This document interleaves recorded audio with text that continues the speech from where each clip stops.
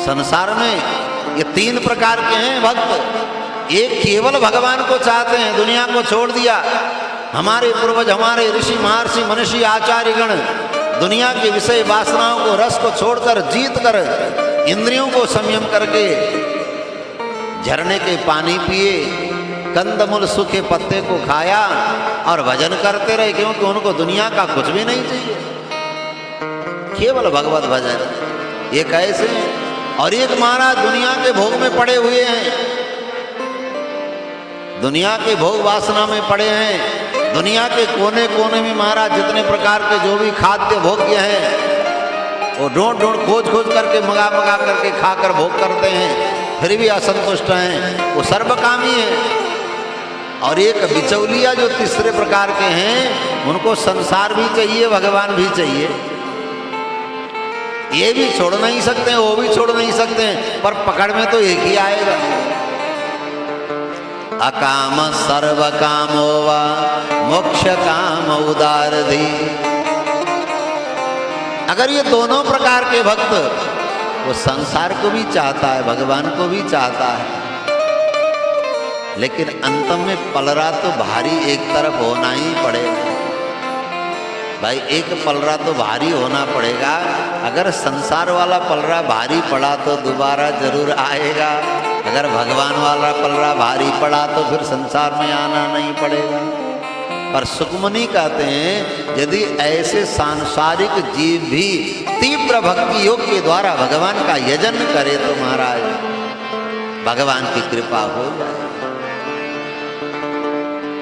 तीव्रेण भक्ति योगेन, भक्ति योग तो कह दिया, पर भक्ति योग तीव्र हो। भक्ति माने हेतु रहित, कारण रहित भगवत प्रेम, जिस प्रेम में कोई आशा न हो, जिस प्रेम में कोई कामना न हो, निस्वार्थ प्रेम, तत् सुखे सुखित्वम की भावना। हमारे प्रियतम सुखी रहें, हमें कुछ नहीं चाहिए। भगवत मुखोल्लास के जो भक्ति करे, और वो तीव्र भक्तियों के द्वारा, तीव्र माने जो बढ़ने वाली भक्ति, घटने वाली भक्ति नहीं। कहते हैं तैल धारावत अभिच्छिन्न स्मृति संतान रूपा। जैसे तेल का धार गिरता है, उसकी धार कभी टूटती नहीं, ऐसे ही भगवान की स्मृति सदैव बनी रहे, ऐसी स्मृति संतान रूपा भक्ति। और वो भक्ति ठंडी न पड़े। जैसे कभी कभी हम कथा सुन लेते हैं तो हमारी माला बढ़ जाती है, तीर्थों में जाते हैं तो थोड़ा माला जब बढ़ा लेते हैं, लेकिन धीरे धीरे संसार में लग गए तो माला झोले किनारे, आसन किनारे, कभी महाराज नाम लेने का मौका फुर्सत भी नहीं।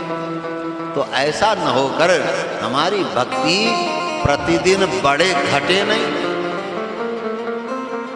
अगर पिछले साल हम प्रतिदिन आधा घंटा भगवान को समय देते थे, तो धीरे धीरे हम 1 घंटे समय दें, धीरे धीरे 2 घंटे समय दें, और जिस दिन संसार की जिम्मेवारी से निवृत्त हो जाएं, उस दिन से भगवान के लिए ही समय अधिक दें।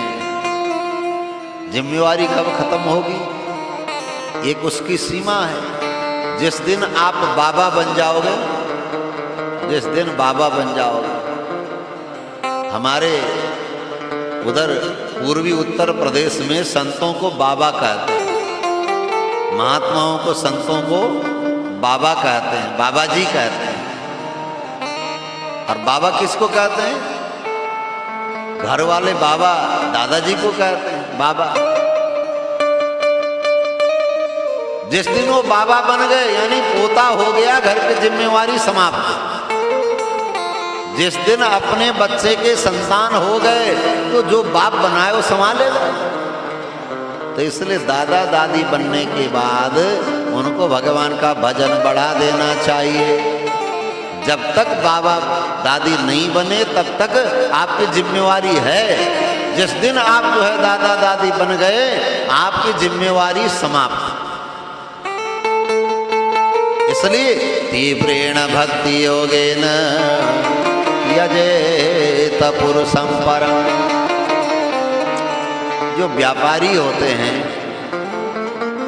वो प्रातःकाल जग करके अपने व्यापार के विषय में चिंतन करते हैं, मेरा व्यापार बढ़ रहा है कि नहीं, कहीं नुकसान तो नहीं हो रहा है। 10 साल पहले इतने में था, 5 साल पहले इतने में था और मैं कहाँ पहुँचा हूँ, बैठ के चिंतन करता है।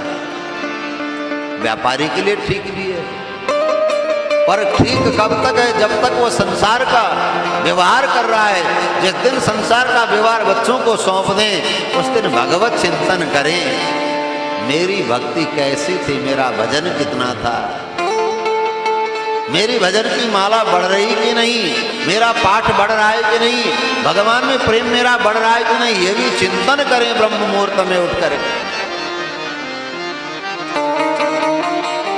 यही तीव्र भक्ति योग है सज्जनों।